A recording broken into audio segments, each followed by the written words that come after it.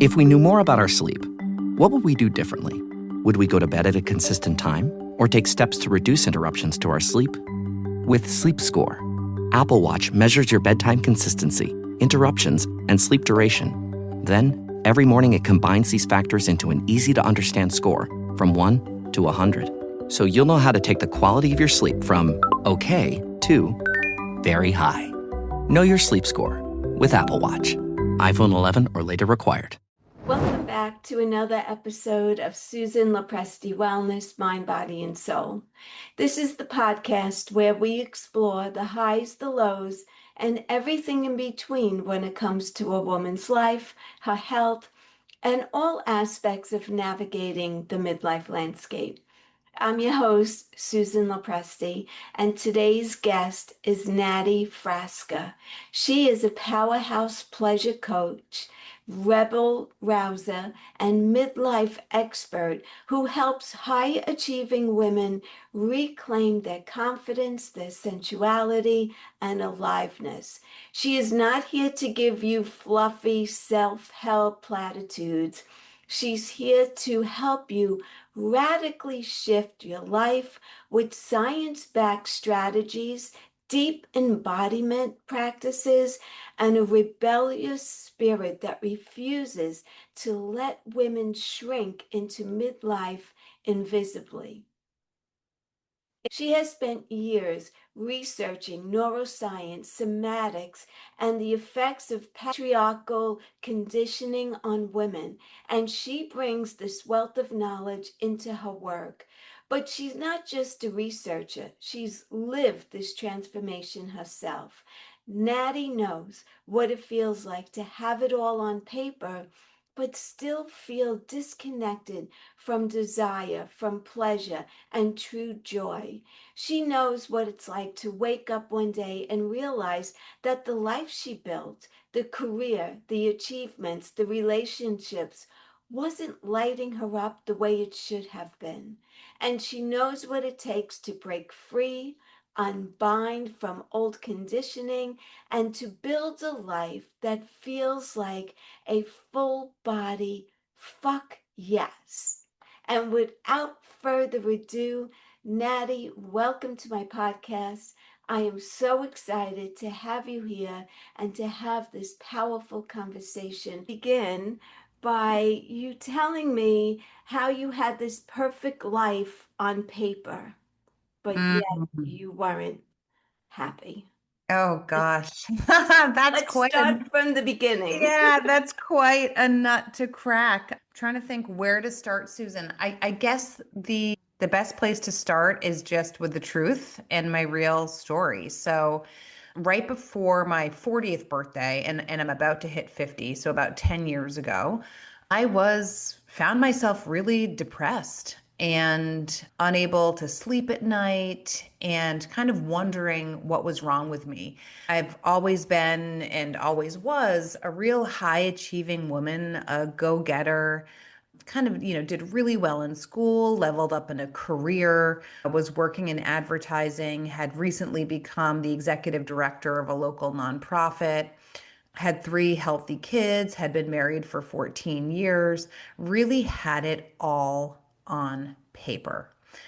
People who looked at my life said, wow, she did it. People from high school, wow, she made it. I had two homes, everything looked shiny from the outside.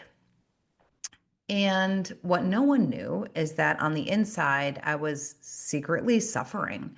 I was on a cocktail of anti-anxiety medication, antidepressants. I used Chardonnay to, make me feel better, from 5 o'clock in the afternoon onwards. And really, I thought my problem was my marriage. I was just ready to kind of burn it all down. I married a guy who I'm still married to, who now we're 23 years in, or maybe 24, I don't remember. And, he was also a real high achiever, and we didn't really make time for each other. Anyway, we were in couples therapy, actually. And there was one day we were in couples therapy, and this is kind of the moment that cracked everything wide open for me. I had decided that I wanted a divorce. I wanted a fresh start. And I said to my therapist, and this is the day that I was going to say, I'm lawyered up and I'm ready to just do this thing. We had been in couples therapy for like 6 or 7 years at this point. And so I said, to my therapist and to my husband who was there, I'm ready for a divorce and I have a lawyer. So let's do this thing. And my therapist said, well, what do you want? And I said, well, I want a condo in town. I want, someone to mow my lawn. I want a house cleaner. I want, probably a lover, definitely a lover, And he said, okay, that's not really what I want, what I meant. And then he asked me the second question, which is the one that hit home. He said, how do you want to feel, Natty? And that question just stumped me, Susan. I didn't even understand what that meant, how I wanted to feel. I was like, wait, what, and I sat there for a minute and I just didn't say anything. But what came to me was a vision. And the vision was I'm standing at the stovetop, stirring a pot of my grandmother's ragu. There's Jerry Garcia on the radio. My 3 little kids are dancing wildly in the kitchen. It's funny, I can still see that vision today. If I close my eyes, I can see it. My husband comes up behind me, rests his beard on my neck, puts a glass of red wine next to me, wraps his arms around my waist, dances. And I started to cry. And I just said, I want to feel seen. I want to feel adored. I want to feel revered. I want to feel like I'm all that matters to him. I want to feel like we're connected. I want real intimacy. I want him to ask me how my day was. I want to relax. I want space. I want to not do so much. I'm tired. I'm just tired. It's all too much.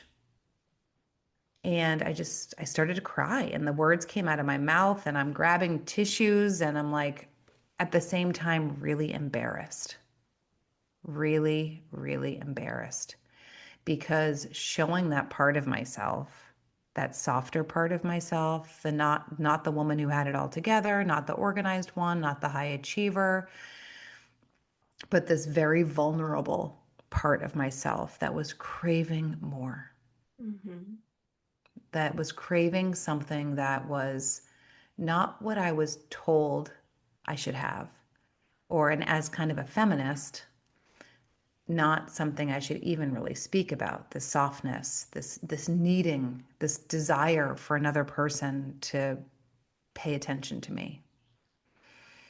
And so what cracked open in that moment, and I'll just tell you, like in that moment, my husband started crying and he said, I want to give that to you. Please let me give that to you. And I was like, wait, what? Like, all I had to do was ask? Like, this seems too simple. So we've spent the past 10 years, I've spent the past 10 years unraveling and really paying attention to what it is I want my life to feel like. And it's very different than what I thought I wanted. And I think for so many high achieving, high powered, successful women who have been sold a lie, basically, that if we just follow what I call the patriarchal path, right? Do well in school, level up, get, find a good partner, get married, buy a house, build a family, be a good mom, be a good neighbor, be selfless, at the same time, hold everyone else's shit together, pardon my language, Mm-hmm. that this is what we should want, that this is what making it means, that this is what success really looks like. Like if you have all these things, you've checked all the boxes, then you should be happy. And what I've learned over the past 10 years and the past 6.5, 7 years of coaching women is that that is not the case, is that women get to a point in our lives where we have checked all the boxes, and it's usually around midlife. It's usually somewhere between 40 and 50. Yes. that we realize that everything we thought we wanted isn't it necessarily, and that we want more. And so this is what I'm doing. I'm coaching women on kind of unbinding from that narrative and coming back home to ourselves and getting clear about how it is we want to feel as we move through the world, the second act, and who we really want to be. Mm-hmm. And it may be completely different than the prior 4 or 5 decades. And that's okay because we only have, we don't know, but as far as I know, in this body, we only have one one time Right. to do this. So we better make it freaking great. Yes. So that's a very long answer to your question, but I think it lays a solid foundation for who I am and what I'm up to. Yes. Now, I think women, when they get into midlife, they, because we're raised to be nurturers, right? As Yeah. women. From when we're little girls, we're playing with dolls, we're taking care of them, we're feeding them, we're changing them. And then that role just plays into life. We get older, we may have some friends who are needy, we're always taking care of them. Then we meet our partner, we're taking care of them. Then we have children, and we totally lose ourselves of who we Yes. are and what we want because we're so busy focusing on what everyone else wants. And, I've read a couple of books where the author always says that most women in midlife, especially when they become empty nesters, when their kids are grown, either away at college or getting married, all of a sudden they want a divorce because they wake up and look at their partner and say, what's left for the two of us? The common ground was the family, and now they're on their own. And where do we go from here? Yeah. So it's incredible that you were actually able to make your marriage work at that point. Yes. And, Susan, I'm not, I don't want to glorify like that my marriage is like sunshine and rainbows. We have stuff, we have issues that we're still moving through. It's not like the work is not one and done, Right. right? It's learning how to navigate ruptures, how to speak your desires. Actually say what you want, say how you feel, allow yourself to be met in those spaces, and also allow yourself to navigate the times when you're not met, Yeah. when you're not seen. I think a lot of people enter into kind of like the self-help world and they think if I read this book, if I, do these 4 things, if I meditate, if I take, salt baths, if I do that special retreat, then I'm going to like fix my life. But it's a journey. It's about constantly coming back to yourself and saying like every morning, like, how do I want to feel and who do I want to be today? And my marriage, I tell my husband it's like he's been my greatest teacher, not because he's some incredible human or my guru, but because he annoys the crap out of me, you know? And I have to look at my triggers. And because, he doesn't always give me what I want and what I need. And we have to navigate that. And yes, staying married isn't for everyone. And I think for a lot of women, divorce is the answer. And I've actually, I've helped a lot of women navigate divorce in midlife. And I have to say, I don't know. And I keep in touch with everyone. There's not one woman who is less happy. Every woman is actually happier and post divorce. And this is not to say I'm not anti marriage. I'm Right. just saying, like, life is what you make of it, and you're also okay on your own. Yes. For some people, for some women, it's probably necessary. I'm Yes. divorced. It was Yeah. necessary. I didn't see any other option for myself. And since I got divorced, my life has never been better. Hey, yeah, You know? amen. Amen. Amen, Susan. That's it, right? Yes. And my ex-husband, who is the father of my daughter, we're still really good friends. That's Like we amazing. talk on the phone all the time. He's with someone new. I'm with someone new. But we keep the family dynamic. He will always Yes. be part of my family. Not everyone agrees with that, or, but that's what works for Yeah. me. But it was the right choice for me. But like you, the right choice for you was to stay and make it work. But I think your husband was willing to try to do that with you. Yes. Yes. Yes. I mean, he is very, very committed to the marriage. And actually, I mean, to be completely honest, Susan, I think he's maybe more committed to the marriage.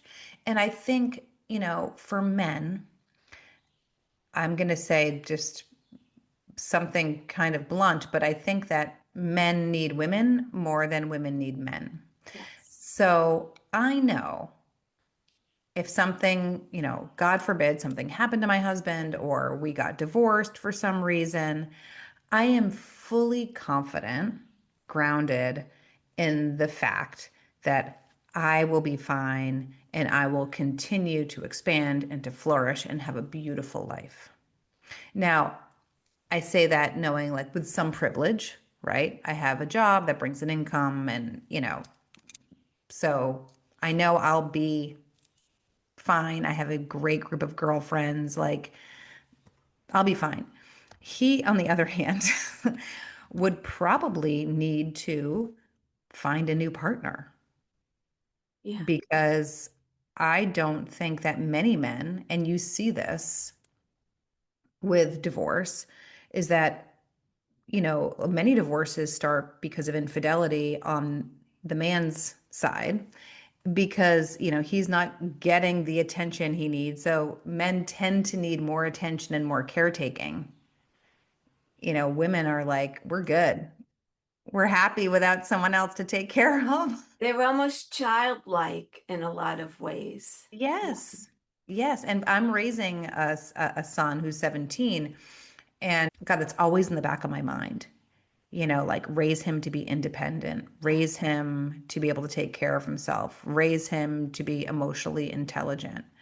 And while I'm not saying I'm an all-powerful being, I really am trying to raise a new kind of man. So, yeah, it's very, very, very interesting. And I think we've been sold this narrative that you meet one person at 20 something and then they become your life partner Right. until you are on your deathbed. It's made up. I don't know the roots of it. I can't speak exactly to the roots of it, but I know it has something to do with like land ownership and agricultural rights. Like it goes back, millennia. Yeah. But it's not it's not rooted in like who we are as individuals or even animals on the planet. Like this idea that we're monogamous and connected to someone for maybe 70 plus years. Like it's just crazy. And when I actually just created my own podcast about this, about life partnership and who are our life partners. And for me, my life partners are the women in my life. Yeah.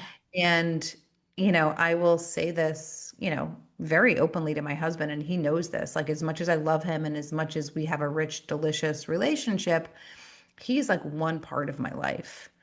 And if I need someone to hold my chaos, my bigness, my fear when I'm laying on the ground, crying and I just need to be held, like I call a woman. Yeah. I call a woman. Same. So, and I think we'd all say the same thing. And I think like this, we need to be having this conversation that, you can be married. I mean, I'm hoping to stay married to my husband, for the rest of my life. And because I like being with him and he's not my everything. Right. And for us to keep repeating this patriarchal narrative that our life partner, the most of the time the man we marry, is supposed to like be our everything. It's very limiting. Yes. Well, back years ago, I could think about my own family. I come from a big Italian family. Me No one too. got divorced. No No. one got divorced. Yeah. No, even But if he was beating you up. yes, how many of them were actually happy in their marriage? Yeah, probably Probably. not one, Susan. Right, right. And so, then so that era, they'll say, "Oh, today everyone gives up on their marriage right away." You know what? Life is short. And if you're not happy in a marriage and you give it a couple of years and nothing is changing, then it's time to hightail it out. Do not waste your time. And Right. you know what's so amazing? I mean, you're probably an amazing mom because, I am. I will. yes, I'm sure of it because you won't let your daughter settle. Right. And you're giving her this example, this real life demonstration of what it looks like for a woman to choose herself. Yeah. And that is that is breaking, many, many generational patterns. And that's what I wish for the women that I work with, right? That Yes. we break these generational patterns, that we think about what we really want, and that we create a pathway, a new, better, brighter pathway that's a million different pathways of possibility for the women who come after us. Right. To say, like, to everyone who sees us either get divorced or change careers or burn something down or choose herself, that like this is possible and you'll be okay. And always choose yourself. Yes. The other thing that, and a lot of my friends and family don't understand this either, is because I am friends with my ex-husband who moved on and he has a woman and I have a man Mhm. in my life. But at the time that we were getting divorced, my daughter was only 15. Yeah. And I wanted to show her how you could navigate something that's not ideal and make the best out of it and show that you're a good person. And so Mm, that's part of the reason why I decided to maintain a relationship with him because we are her parents. And I mm. always wanted her to understand that we as parents were always going to care about her and the best interest in her life. And I also wanted her to understand that it is okay for people to move on and find someone else. Yes. And so we are a blended family and we're all happy. Yes. And so that's a great Amen, way. Susan. Yes. Amen. And now your daughter has, all these other adults. How old is she now? She's 32. Okay, but she's had these other adults, supporting her. It makes it richer. Like all of these rules that were taught, from your aunts, from your family, from your old Italian grandma, Yes. they're made up. They're made up. They're fake. Like someone decided 1,000 years ago this is what it was going to do. Like men were going to own women, and this is how it was going to go. This is how we, control or subjugate the feminine. This is how we, there's so Yeah. many things tied up in this, and it worked, right? We put men in power. Patriarchy is 5,000 years old, and it's going to take a million, 10 million women just like you to do the work to start unbinding and unraveling and showing a new way. And it takes a village so to raise children. So I mean, the more people you have on board, hands on deck, the better. Right. Right. So my ex's partner, she's like a mom to my daughter. I mean, my daughter's Yes. been at their house where she didn't feel well, and she came downstairs and said she was going to go to urgent care. And she said, my ex-husband's partner said, "Wait for me. Let me get dressed. I'll take you." That's what a mom would do. Yeah, So exactly. You she, are so lucky. But I yes. can actually tell just by being in the Zoom with you, like what a lovely human being you are, Thank and you. that you were open to that. Yeah. So a lot of women wouldn't be open to, the other woman supporting their child in that way, or there's some kind of territorial thing. But like you, it sounds like came in with a mindset of like, let's all work together to make Yeah. this a good thing. Right. So that takes courage and self-awareness and, Well, it willingness didn't to do things. happen overnight. Of course not. And Yeah. that's the thing. Like it's like, I work with women sometimes, for over a year at a time. And so because it takes time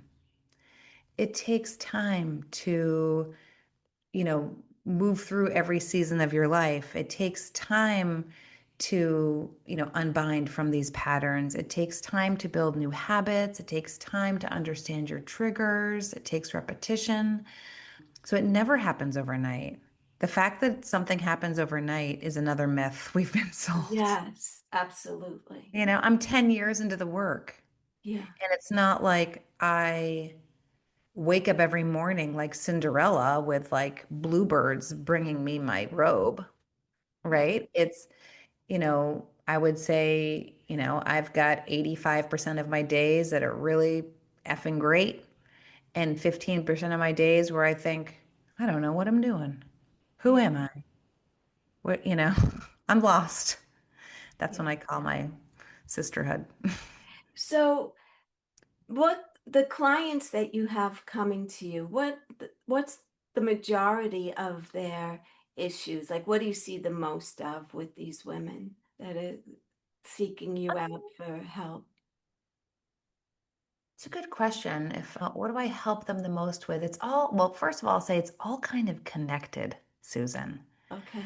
So it's not like there's one thing that you help them, that I help these women with, and then like we solve that and they leave. It's like everything's connected. So, a lot of it is, people pleasing.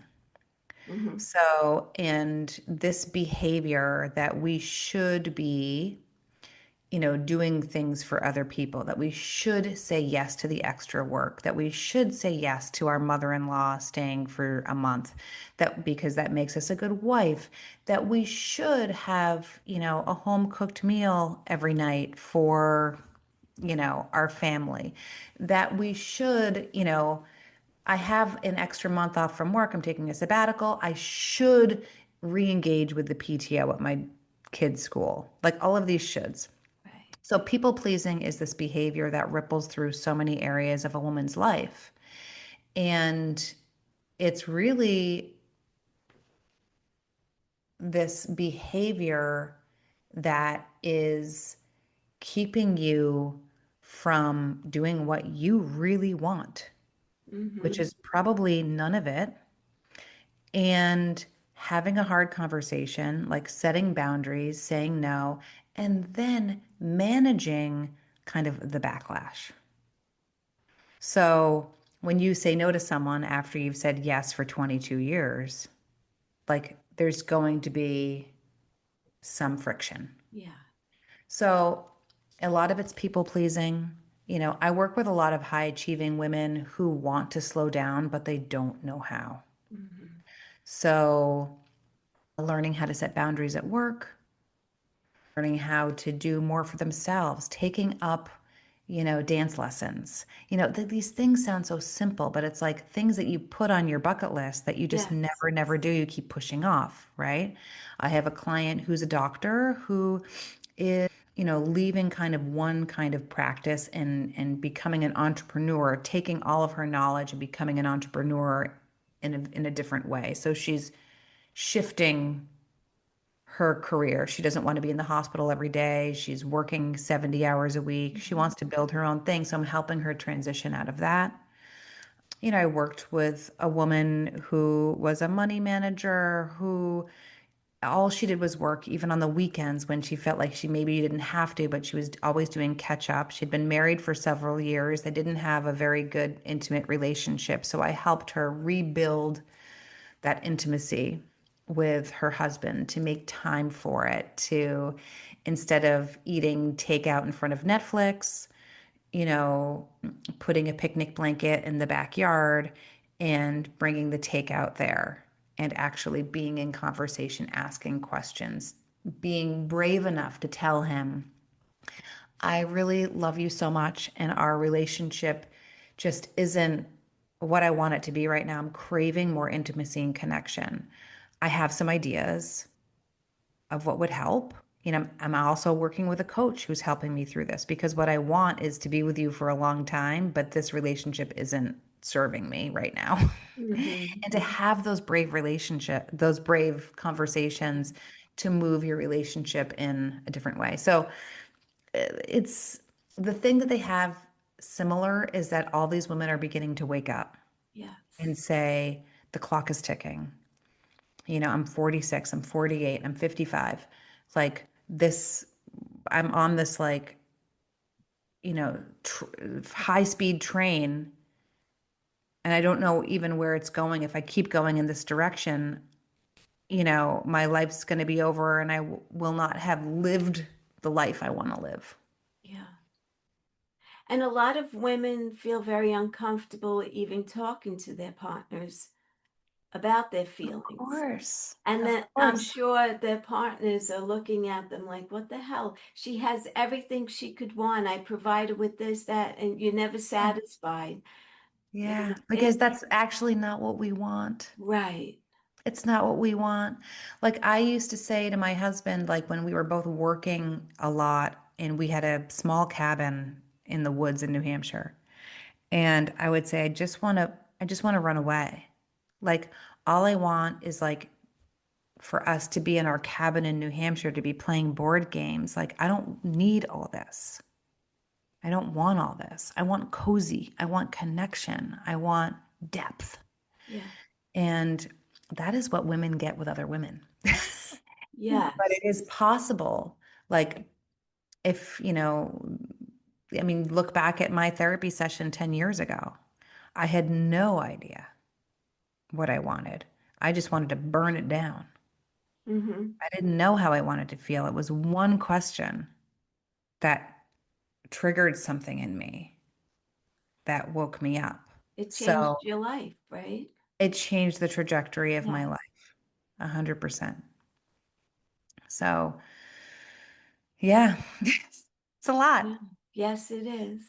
So, Natty, my audience are midlife women. So I'm sure as they're listening to this episode, they're saying, that's me, that's me. Yeah. What advice do you give to a woman who's listening on here? Where do they go from here?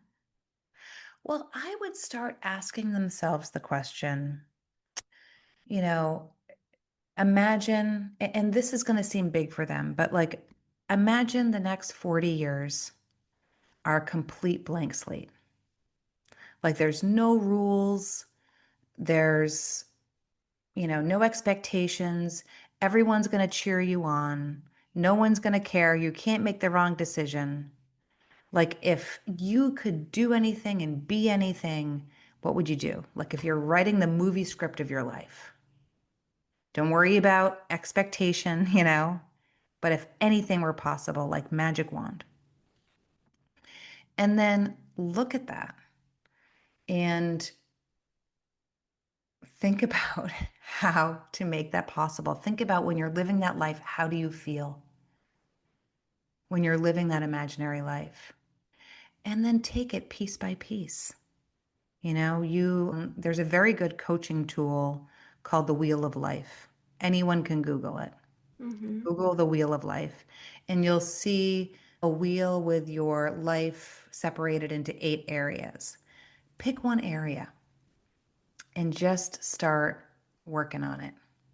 You know, hire a coach, get into a community of women who are doing the same work. You know, if it's your relationship, just focus on one thing at a time Mm-hmm. and see, like, how can I make this better? I will say It's possible. I've helped hundreds of women. It is 100% possible. There is absolutely, I mean, I will say finances are the biggest thing, like that will hold someone back from making big decisions. So, like divorce, for example, or leaving a job. So, I can't speak specifically. Sometimes you need to stay in a job, right? Yeah. So, but if you have some stability there, I will say anything's possible. Anything is possible. Trust me. Like your life is worth going after your dreams because this is it. Yes. This is it. Do it now. Like, do not delay.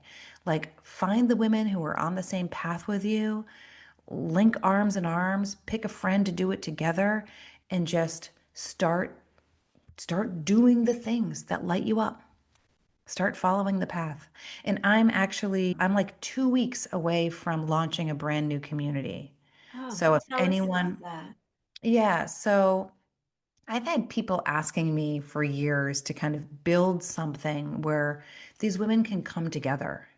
Because what I've noticed, and the number one thing I will say that has helped me over the last 10 years, yes, I've been coached. Yes, I've been to therapy. Yes, I've done all the things, but it's the women in my life.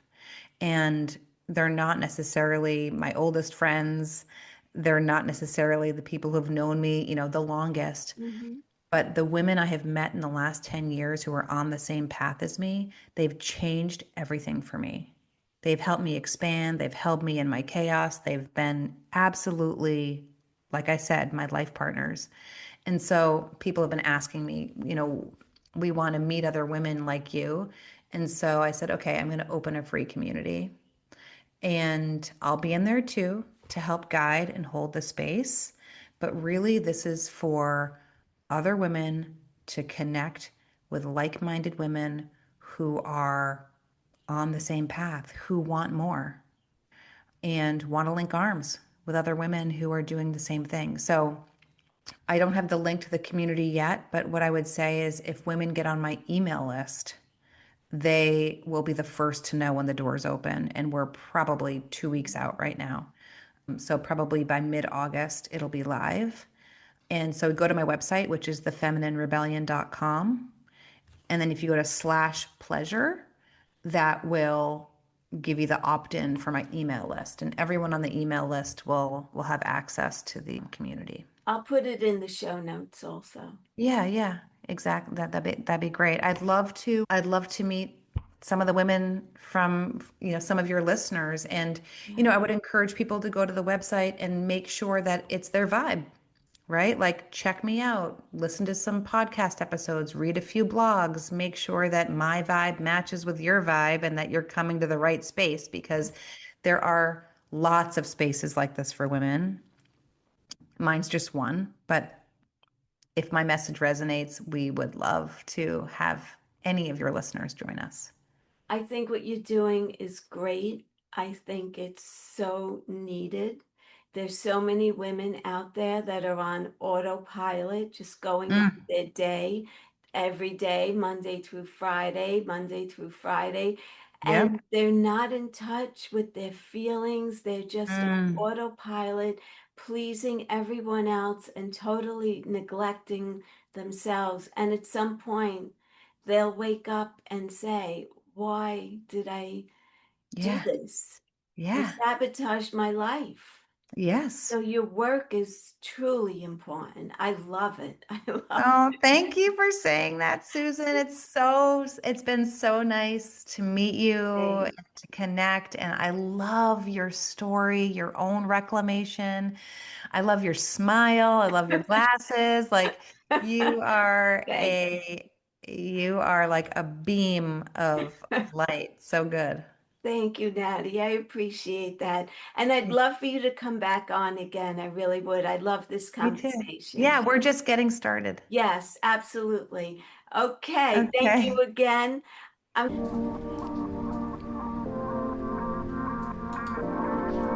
Thank you so much for being here today. I appreciate each and every one of you. if this episode resonated with you and you could think of anyone who would benefit from listening to this, please kindly share it out with them and let them know about my podcast. Also, if you enjoyed this episode, please be sure to subscribe to my channel, and I would absolutely love it if you can leave me a comment as well. I so appreciate you coming on and listening and for your support, and I wish you all the best in your health journey.